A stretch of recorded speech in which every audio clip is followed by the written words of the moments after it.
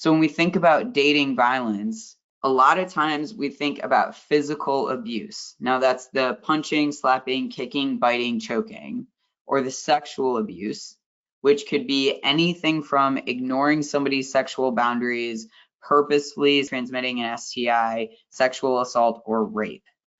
But it can also include things like gaslighting, emotional or verbal abuse, psychological abuse, and finally, digital abuse. So the next thing that we're going to talk about is bystander skills, which means that I really want you to kind of think through each of these pieces when we're talking about bystander. It's not necessarily just about stepping in when you see someone getting physical with someone. If you notice that a friend is really possessive, or if you see somebody interacting in a negative way digitally with other folks, those are also types of dating violence.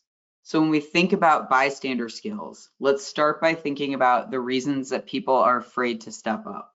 First, we've got the fear of getting hurt, right? This could be physically or emotionally. Fear of becoming a target themselves. Fear of making things worse for the person who is experiencing that violence.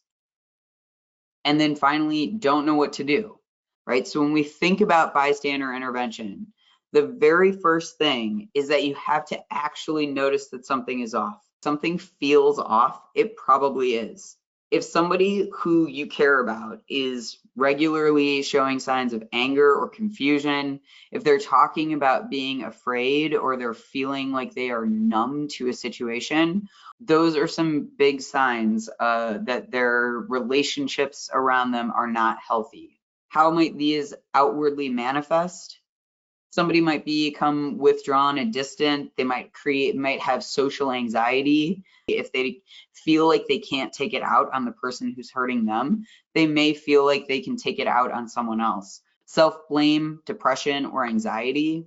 And then the physical symptoms. If somebody's telling you that they're having a really hard time sleeping, if they're always having painful headaches or stomach aches, trouble concentrating, or are using and abusing alcohol and drug use. These are things that I want you to look for as you are noticing what's going on. So you see something, you notice that something's off, and then you're like, yes, this is something that I want to make sure that I do something about.